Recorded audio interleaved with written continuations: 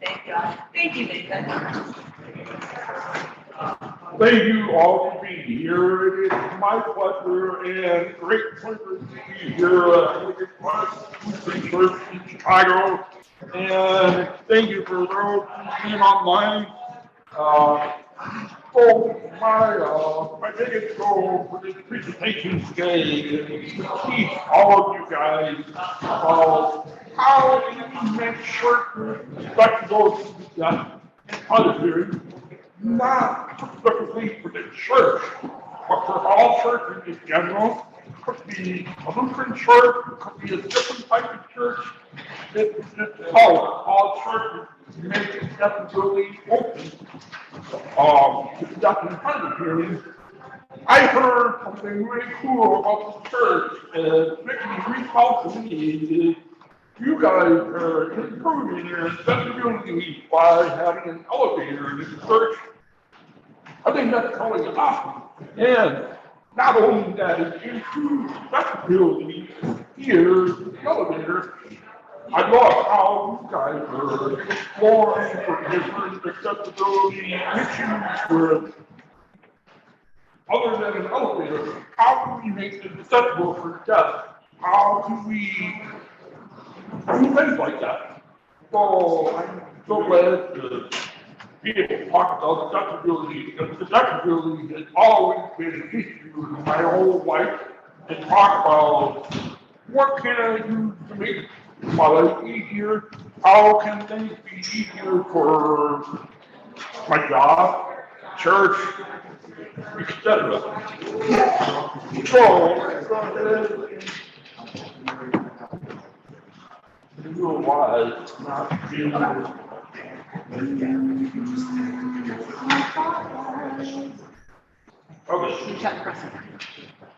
To begin this presentation, I would like to give you all an order of presentation. I would like for you guys to know me better, like to know my background, where I came from, and to know about my hearing loss a little bit. And then we talk a little bit about the Lutheran Deaf Ministry, and then talk about the history of all the deaf ministries we've had across the Chicagoland area and through the metropolitan Chicago city. And then we can talk about how we improve accessibility in churches in general. And then at the end of it, I will open the floor up for questions that you guys may have, or anybody online. To know about me, I was born in Rockford, Illinois. I was born deaf, and basically I had a nerve block, and I was just,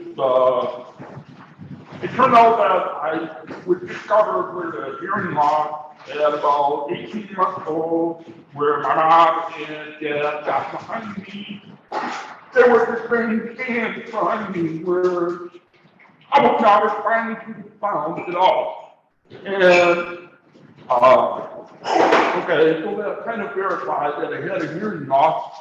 And then they took me to have a hearing test, and it verified that I was deaf, ended up with a hearing loss. I truly have a hearing loss. But we took the next step of giving me hearing aids, and not only that, I had to learn how to develop speech, how to be able to hear the hearing. I had to also learn how to do speech therapy, learn how to talk. And not only that, I also had to learn English. So it's more multitasking kind of thing. And so going through all that, it just fall up and down. It was incredibly good, and I didn't give up at all because my mom and dad really vouched for me and gave me the best needed resources that I needed to get. And as I went through that, I went to Rock Valley College, got an associate degree, and then I transferred to Northern Illinois University, got a BA degree in art, and Northern Illinois University was a place where it helped me grow, helped me want to do more with my hearing loss, wanted me to make a difference and impact other people. I've been married for 14 years, and my wife is here, and we live in the Schaumburg area. My wife is from the Schaumburg area, so I moved over this way. Been living here since then. And my daughter is 9 years old, and she's also really fourth grader, very active girl, cheerleading, tumbling, softball, and really gets me going. And my wife and I are very proud of her with the young lady she's becoming today. And I have a full-time job working at a industrial renting company where I'm an administrator when it comes to telematics unit devices that are hooked up to the engine and all generate all types of engine data and talk about how are the engines doing out in the field, just kind of analyze data, and that kind of stuff. So I handle all customer service, customer billing, a lot of telematic devices. We treat them like a cell phone bill type of thing. So that's what I have been doing for the last 13 years. And I am a part-time instructor teaching ASL in the continuing education program at Wright College here in Chicago. So I teach 1 day a week, and I'm just about pretty close to finishing my first semester there for my 10-week class, and I am really having a blast teaching, and I'm very excited for Wright College to have me coming back to offer summer classes in the fall, and we'll eventually not only do one class, I will eventually be doing more than one class per term. I'm very excited about that opportunity. I have been doing a very interesting partnership with Starbucks. And I just recently finished a virtual countrywide teaching class, ASL class, with all Starbucks employees all across the country. I did that back in January, February. We had about 500 Starbucks employees countrywide come online with 2 different sections.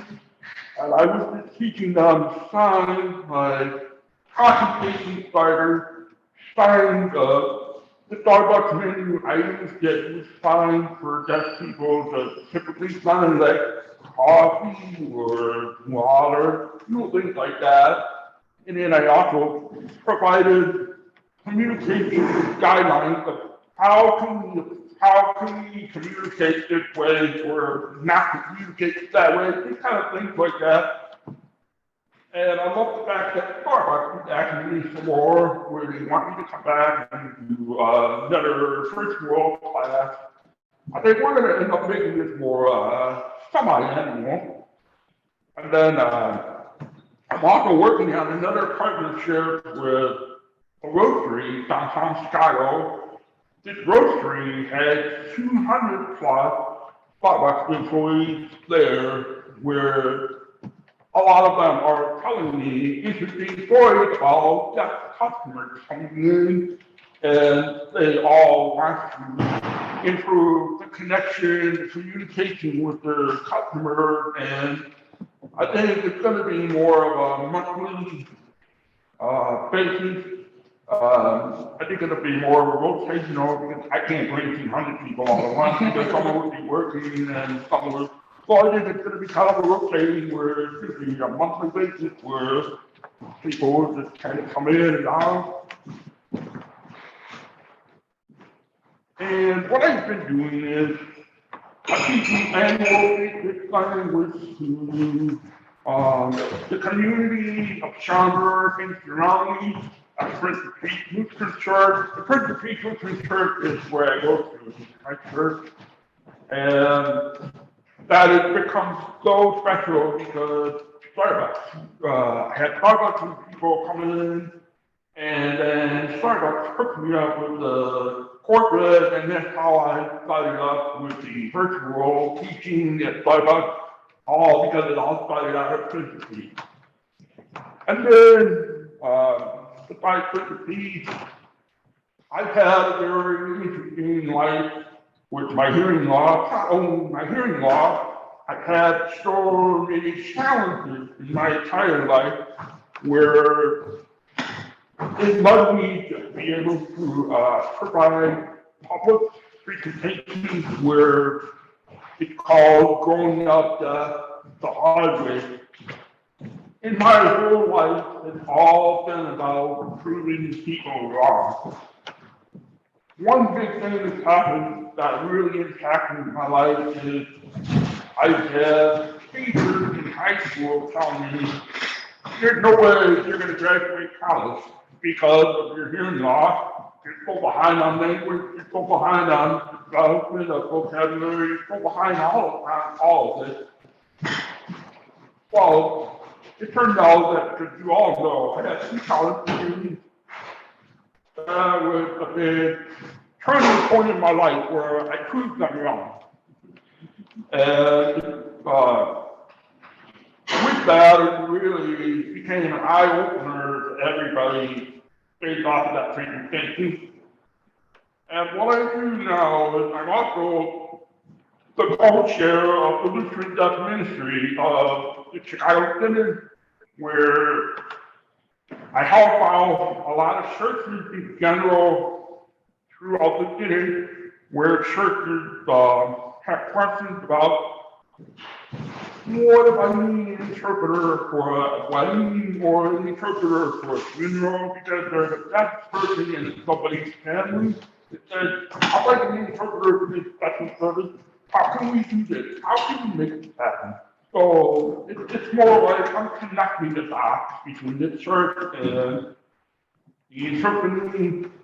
Sometimes I would need to reach out to my interpreter that happens to be available. If she's not available, then I would say, okay, you guys need to contact the interpreting agency to bring this interpreter in. Things like that, and it's been very, it's been a good experience being a co-chair with the student because I'm also teaching the student a lot of things, actually promoting a lot of deaf awareness throughout the student because very interesting thing that is not a lot of people know that we have a deaf ministry across the city, and I'm trying to keep our deaf ministry on the radar so people know we have a deaf ministry.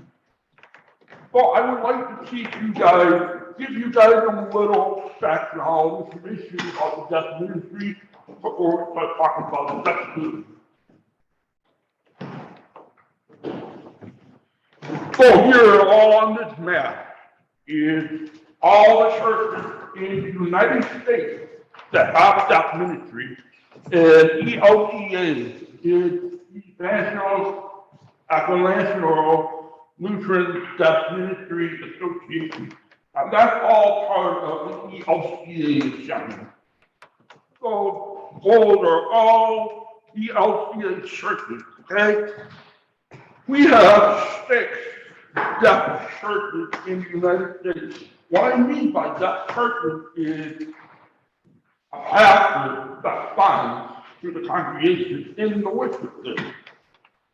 Interpreted churches are churches that would be like to say, we have a worship service here, we would just have an interpreter in the worship service interpreting what a pastor or a reader or an assistant minister would say in worship service. Everything is all interpreted.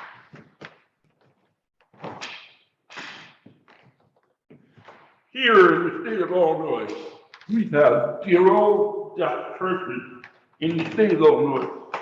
However, we have three interpreted churches in the state of Illinois: Downers Grove, Jacksonville, and Schaumburg are the three city churches in the state of Illinois.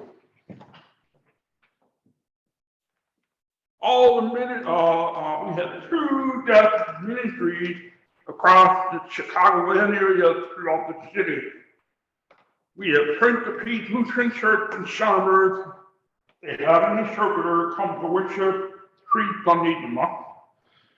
And then we have Gloria Day Lutheran Church in Downers Grove. They have interpreter come every Sunday. It is very interesting, small number of churches. A lot of people would think we would have had a lot more churches. We did, but now nailed down to 2. So now let's get to know a little brief history of the deaf ministry throughout the city in Chicagoland area.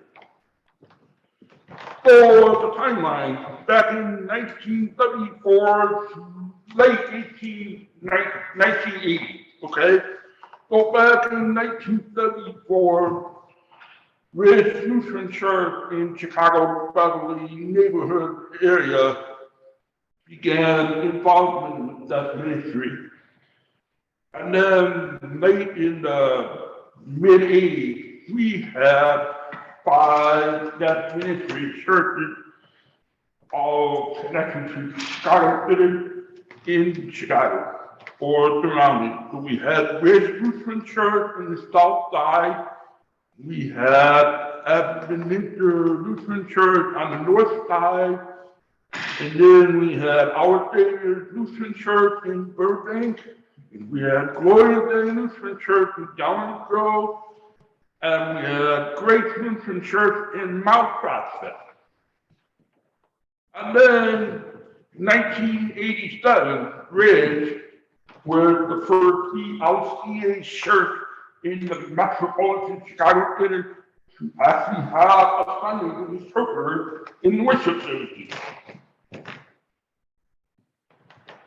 And as we're looking at 1993 to 2007, 1993, Ridge Lutheran Church was just so moved about deaf ministry and the deaf people that were in their church, and they decided to have a second pastor in their church, and his second pastor was to bridge the gap with the deaf and hard of hearing, where the pastor is hearing, and he was able to find and communicate.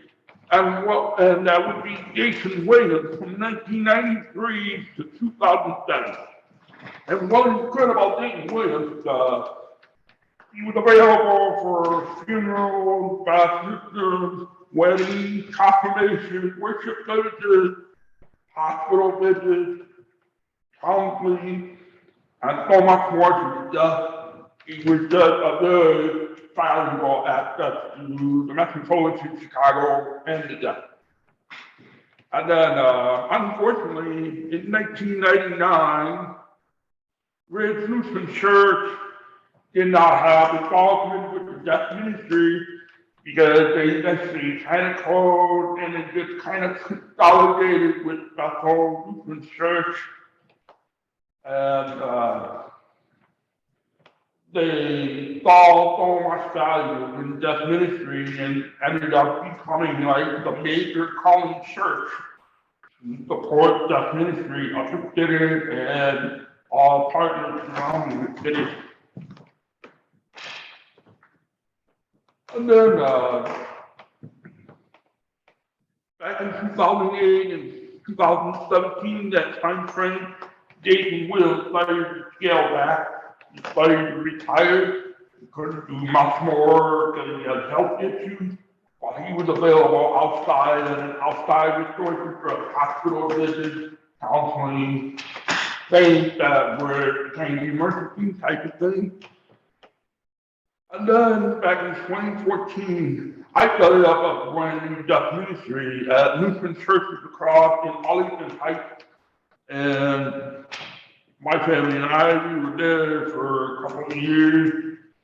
And then we eventually transferred over to Friends of Pete Lutheran Church, where we were able to have my church following me there.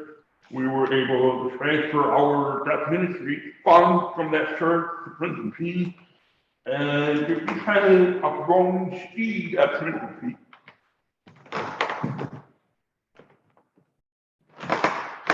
And then we've had deaf ministry churches together with Gloria Day and Friends of Pete together. We have quarterly services where, because we could not have a deaf pastor today, a pastor who's completely deaf, or a pastor who's blind. We can't find that anywhere here in the Chicago area. We often had a deaf deacon from Minnesota who helped a deaf church in Minnesota. She would fly here quarterly and lead deaf worship services were just completely fine. And we Friends of Pete and Gloria Day alternated quarterly on location. 1 month on one quarter would be Friends of Pete and Gloria Day the following quarter. It was just kind of alternated, it worked so well. And then Dayton pastor, Pastor Dayton Williams retired. We temporarily called the church pastor, but the pastor wasn't there anymore. It got called to out of state. Now, then COVID came. You know how everybody was locked down. Well, not locked down, but everybody stayed home and everything. We couldn't do worship services in person anymore.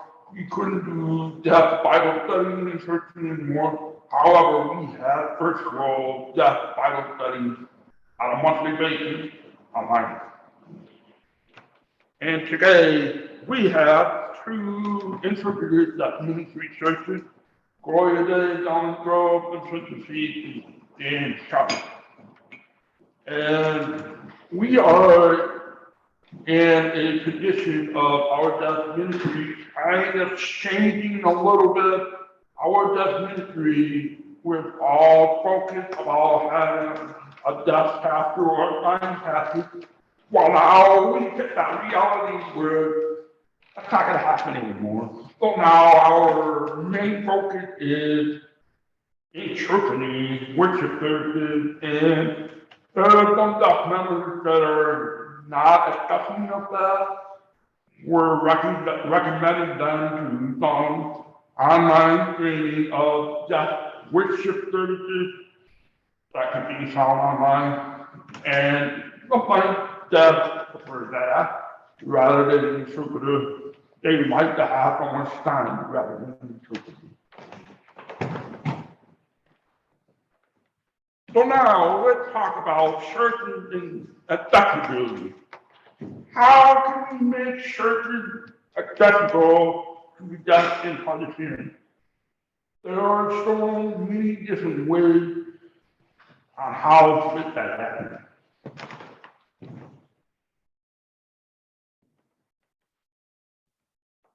Interpreter for the deaf. Having a bilingual interpreter for the deaf is very beneficial in a church setting.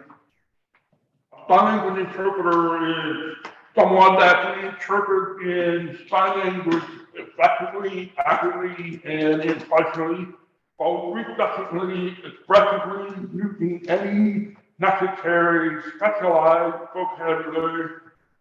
Most of the interpreters that would see here at a church setting are nationally certified or ASL certified.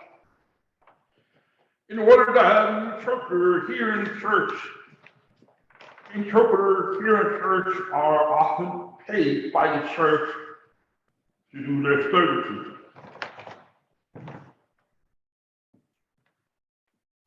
How can we get an interpreter to come interpret at a church? To have an interpreter come to the church, it is often requested by a deaf person or a deaf group of people, or maybe a church would reach out on behalf of the group of deaf people or on behalf of a deaf family, either way. Interpreter could be at a church, maybe for a one-time basis, or maybe every so often. Interpreter can interpret at a worship service, baptism, wedding, funeral, special events, or occasional services like maybe Christmas Eve, for example. How do we want to set up an interpreter? If a church wants to set up an interpreter, they can reach out to me or the other coach here to get guidance on how to answer your questions, like how can we get this fired for an interpreter? How can you help me? What are the next steps to make that happen? And I always tell so many different churches that if you want to bring an interpreter to your church, you need to make sure that a funding is available to pay the interpreter. But what I mean by that is when the interpreter is on site, she's doing her job, and when she's getting ready to leave, I'll have that check ready for her before you leave. It's been an eye-opener for some churches where, like, oh wow, it's like, I didn't realize you have to pay the interpreter. Well, that's part of the job. Now, if we cannot have an interpreter at a worship service or we have that person pop up out of nowhere, come to worship services, how can we make them connected to the worship service? The bulletin is awesome. The order of worship, the bulletin, it's great. It's great information. I find that very valuable for everybody in worship today. However, it is not very easy for a deaf person or hard-of-hearing person to follow. Because, okay, you've got this, and it's like, okay, so where am I at? Where are we at? What has been very helpful for me and other deaf is to have visuals. Visuals, what I mean by that is PowerPoint presentations on the screen or TV. It could be a projector, it could be a TV screen. Anyway, and as you see these pictures here, we got parentheses, they are on a projector based off of PowerPoint. And Gloria Day had TVs mounted on the wall, and their TVs would kind of move. And what has been very helpful out of those two churches that I've been at, it's so easy to follow what they're doing in the worship service. Like the Lord's Prayer be on there, or the prayers be on there. Everything is like all scripted, like the word of worship. Think about it, everything is all scripted. It could be all up there. And a lot more churches, from my observations, have been doing that. I think it's great for churches to be doing that, and I will admit it that being here today, it was awesome to be here, be part of the worship service. I was a little bit lost with the stuff. I think it would be highly recommended for this church to have something like that. Not only that, it's going to be beneficial for the deaf. I think it would benefit a whole lot of people, no matter if you're deaf or not. It's just something to be creative, and I think that would open up a lot more accessibility, not only for the deaf, but for more people. And then, if there was no interpreter at a worship service, a deaf or hard-of-hearing person is not going to be able to understand the sermon or the message of the service. It is very ideal for a pastor or whoever presenting the sermon to be able to provide a copy of their there's some, it either could be provided on paper or you could just email them ahead of time, either way. It's not that you have to do it. A deaf person could do it, could reach out to the pastor and say, hey, I would like a copy of this. Could you please help me make that work?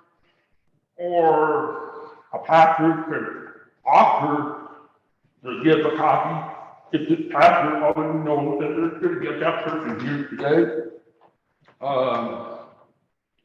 It's been very, very helpful for me when I get copies of sermons, like from 50 today, gave me a copy of her sermon. That really helped. Thank you for doing that. And it also helped from other pastors.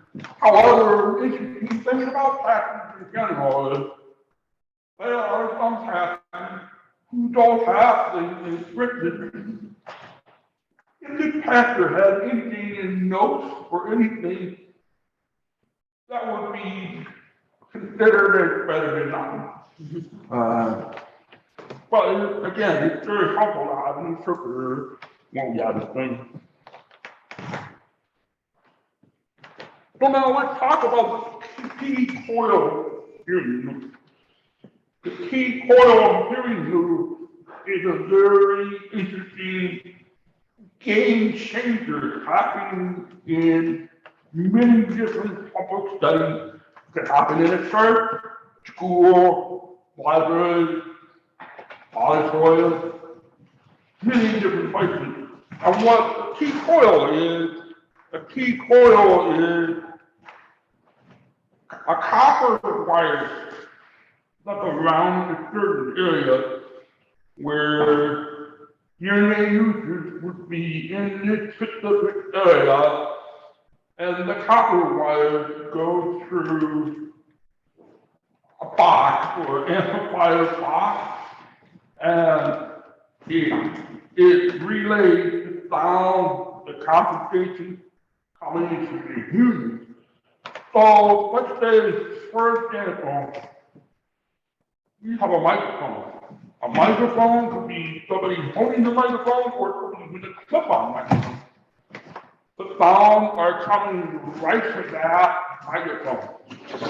And the sounds are going directly to the box of the copper wire, and then the sounds are going right to some hearing aid. The hearing aids are often more connected like a Bluetooth, Wi-Fi type of thing. You just need to be in that pew area. So here's a very good example of what you see today is you see number one. We have a pastor talking, and this pastor is talking in front of the microphone. And the sound are being connected to the wiring and wherever the wire is, and that goes right to the amplifier of number two, okay? And then the sound coming from the amplifier are transferring to number three. As you see, we have all kinds of people in this area. As you see, the wires around here, and number three, all around the pew, are considered the hearing room where the copper wire is.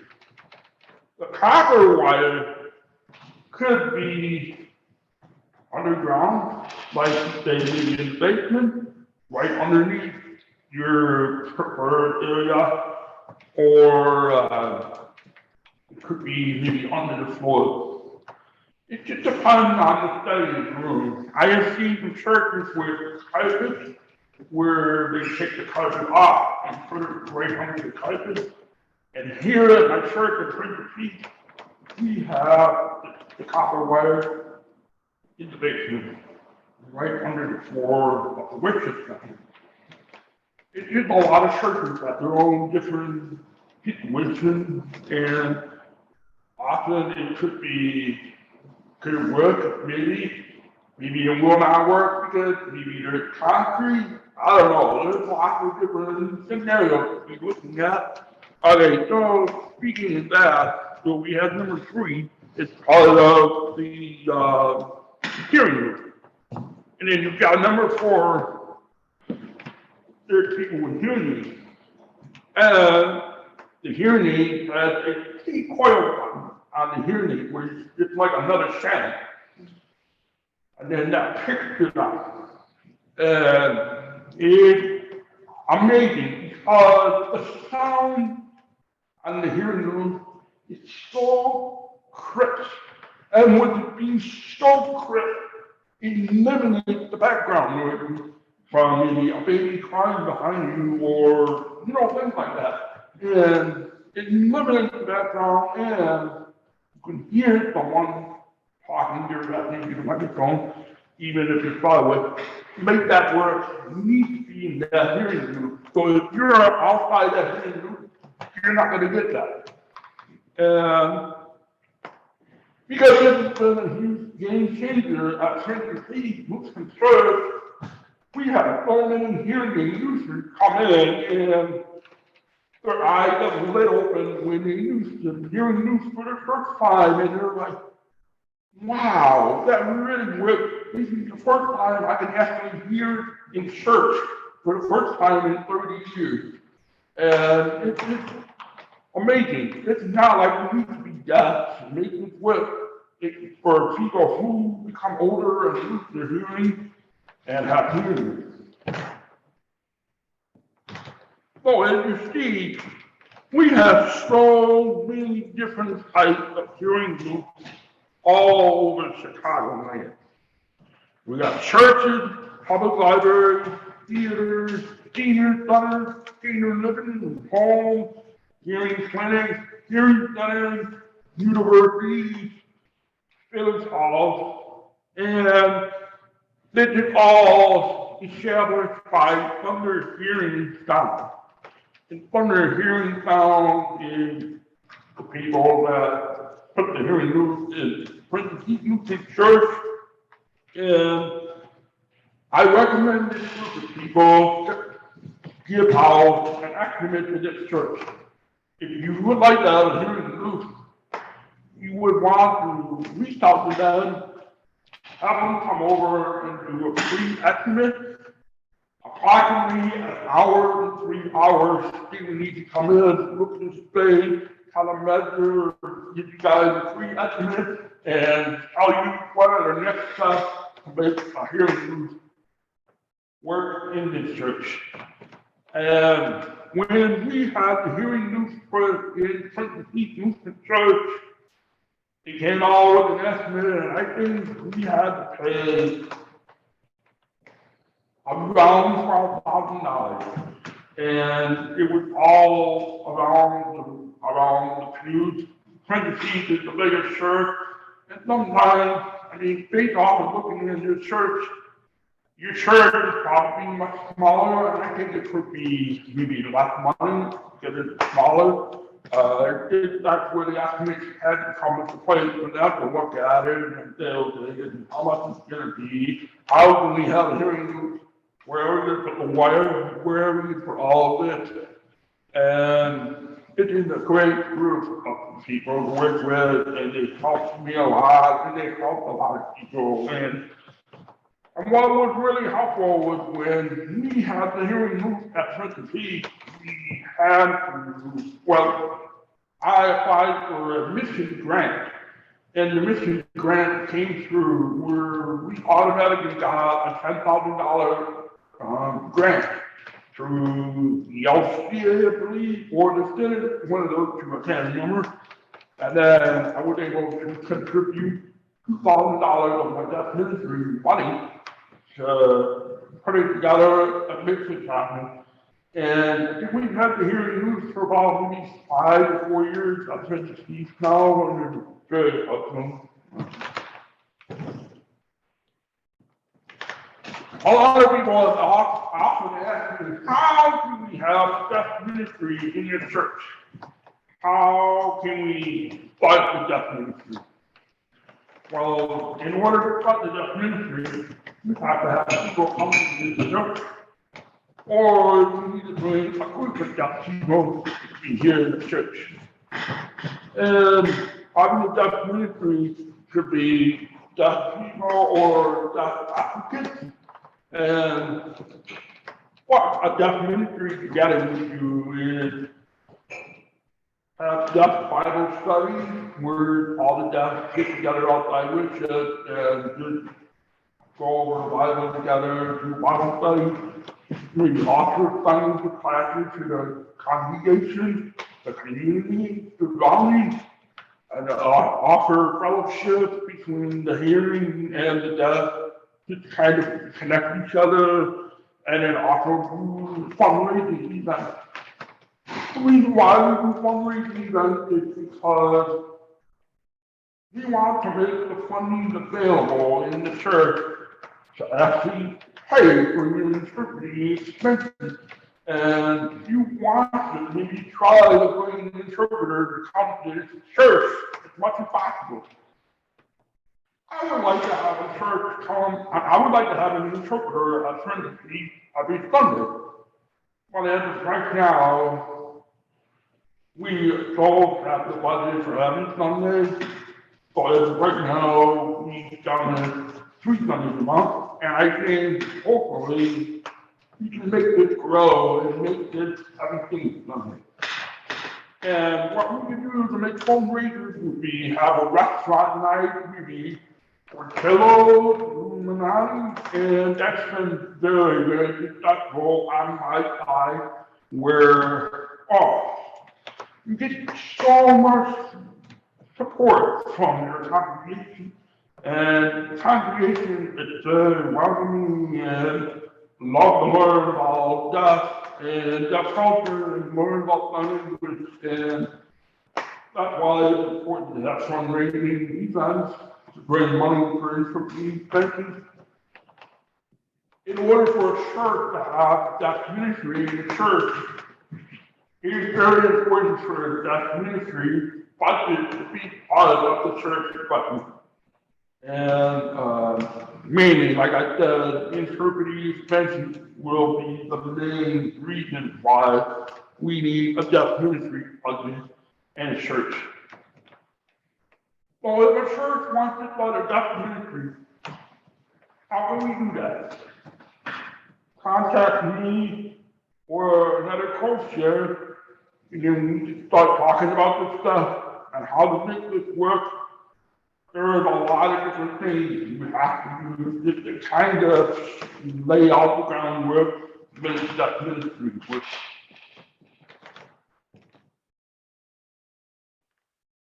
So I am pretty much done with my side of the presentation. I would like to open the floor up for any questions you guys may have. If anybody has any questions?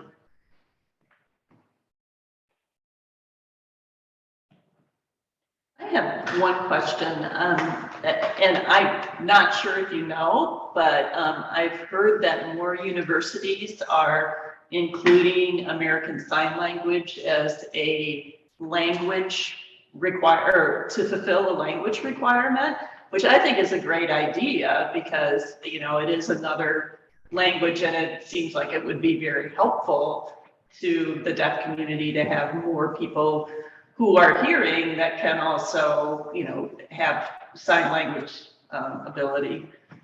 I agree. And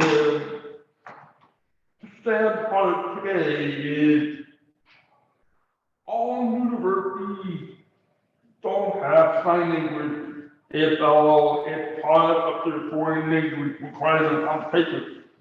Really, so many people in general are verbally saying, you're right. Sign language needs to be considered a foreign language, and unfortunately to me, I can't do foreign language as I was required to take a foreign language course to graduate college, but I can't do that because it's all new. So we agreed for me to take ESL and Use that, yeah. and be able to fulfill my requirements. And lots of deaf people are actually doing that. And you're right, ESL should definitely be part of that whole foreign language perspective kind of thing. I'm hoping that it will happen sooner or later. Because I just think that, if you think about that movie Kodak, that came out last year, and then Kodak brought out so much exposure, and I could not believe it. When that movie came out, I had so many people reach out to me while I learned sign language. Oh, where can I learn sign language for whatever? And a lot of people, I asked a lot of people, what makes you want to learn sign language? Why not? Where are you getting, what makes you come to that?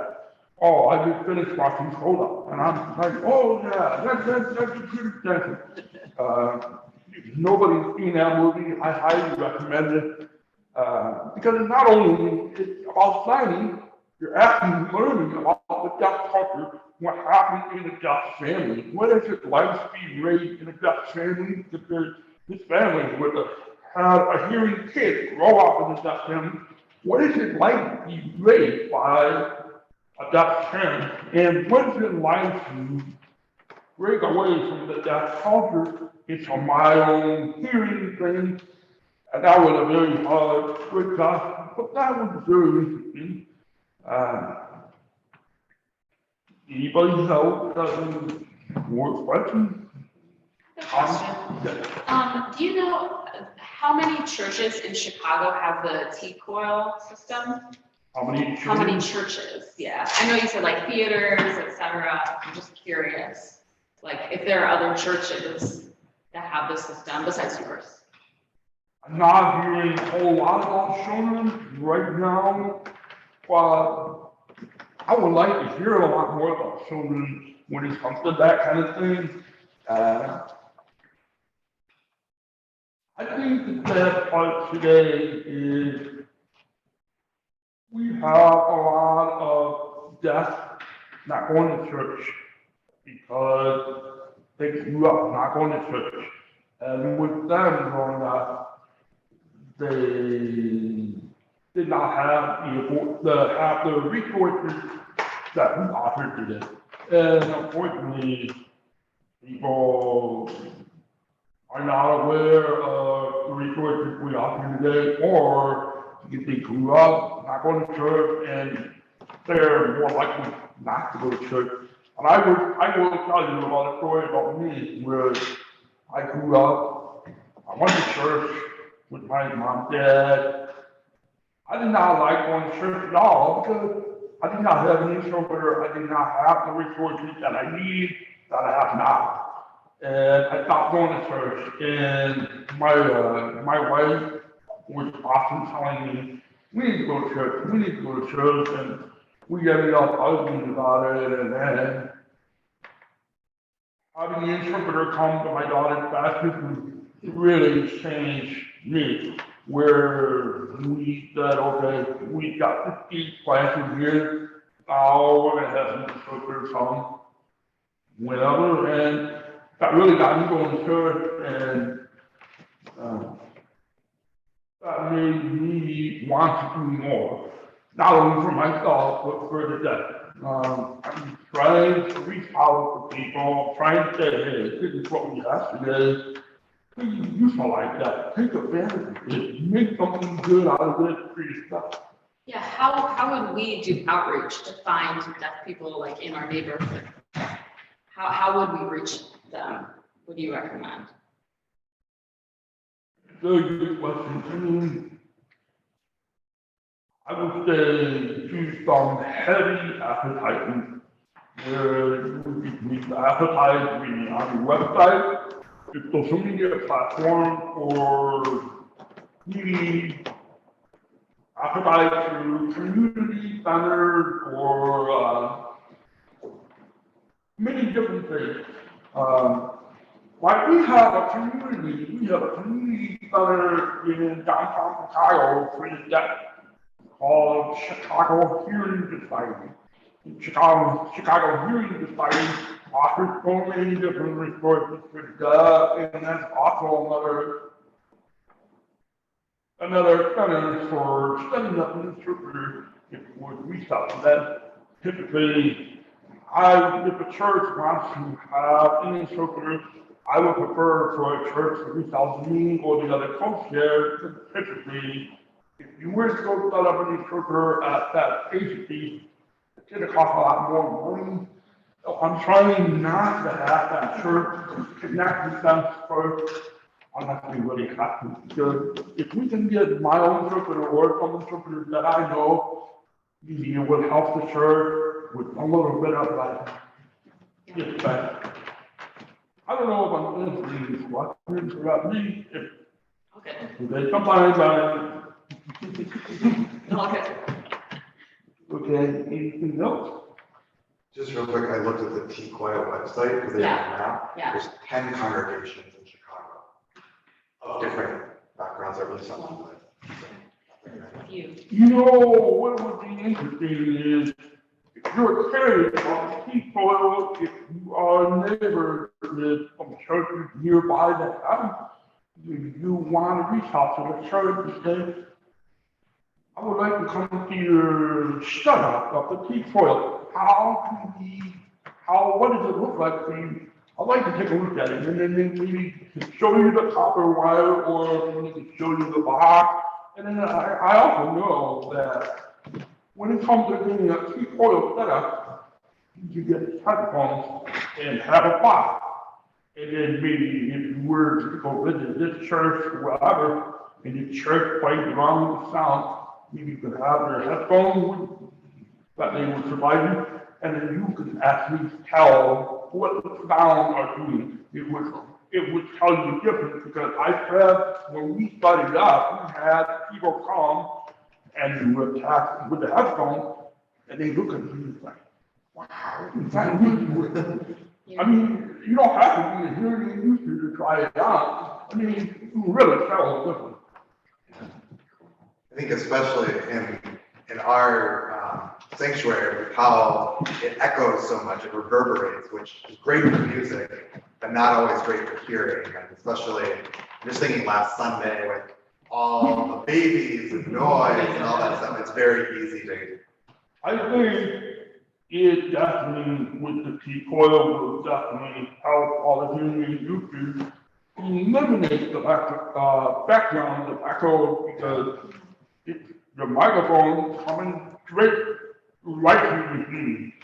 And I mean, if you have people sitting behind you, they're shaking a paper bulletin, you'll hear that, get that blocked out. I wonder if that company does more than just the people, if we're doing any sort of sound work with their renovations, we could reach out to them, just like an all-encompassing estimate. Yeah. Yeah, I didn't dig deeper into it, but yeah. Yeah. I really hope for you guys that if you guys are interested in doing this T-Coil and once you find out about the estimate cost and everything, I highly recommend you guys to fill out that application grant. I can't remember exactly what type of grant that was. I think it was more of a mission grant. And you fill out that mission grant, that will benefit the church a lot. And I mean, if it's more than what you really need to pay, a little bit of money out of your pocket is not really good. We'll find that beneficial. Well, our long-term plans involve renovating downstairs, and so like the ceiling's gonna be opened up anyhow while they're doing that, so presumably if it's done at that same time, if the ceiling's ripped up in the basement, it would be cheaper, I would think. Yeah, exactly. The T-Coil, keep in mind, the T-Coil is not going to work for the entire building. If they want to have the T-Coil, you need to think about where are all the people going to be using it. And like, for example, you all know it's going to be needed in this winter time. You're going to water all around the pews on the very back row, front, and the sides, it's all going to be around. Everybody in here, so anybody outside the roof, it's not going to get that. I mean, if somebody walks out and gets their own team thing, or walks out of the loop, they're not gonna get that, but, it's something to think about. There's a lot to think about when you wanna have to set up or how you want to set up. And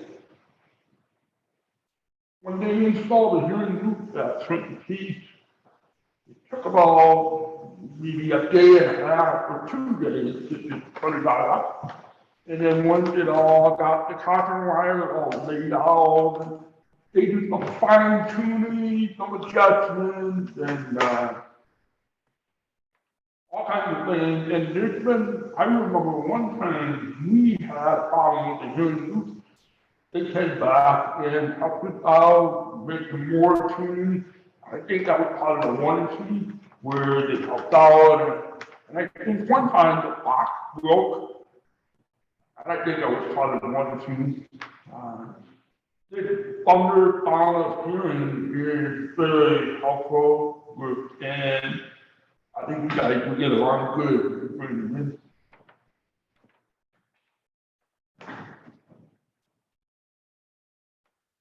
Do you remember if the grant that you got was it ELC, like does Churchwide have a deaf ministries that gives grants for things like that, or was it Synod? Do you remember which?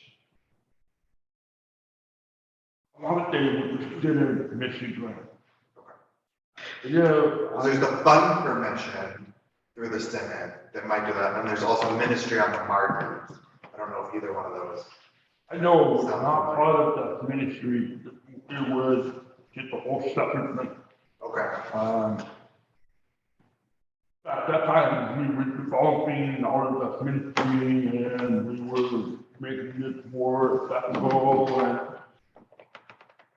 somebody, I think our pastor back then, who retired now, said, hey, we have to make a grant, I think we need to go after it. And we took the time as a group to fill it out, and 2-3 months later, we found out that we got it. And then the money came in, and once that money came in, we got straight to business and started building that loop. And it was a very fast moving process. And I don't want to say this grant is available all year long. I think it may be open in the spring only, where you fill out your application in the spring, and let's say you find out about this grant later on, in the summer or fall. I think you have to wait for the fall to that happens. I don't know what it is now. I don't know if you can do it now or wait till next year. I don't know, but I will just look into that. Yeah.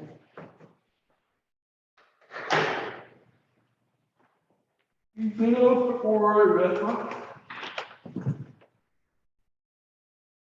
I would like to say thank you for having me be here today. I'm so glad that I'm able to teach you guys something, and especially with the hearing loop. And if you have questions pop up later, if you want to reach out to me, feel free to email me at this email address. I'm here for any questions later on. I'm happy to help people out, and that's why I'm here today as the co-chair of the Synod. And if you guys are going to the Synod Assembly in June, I will be there. Come say hi to me.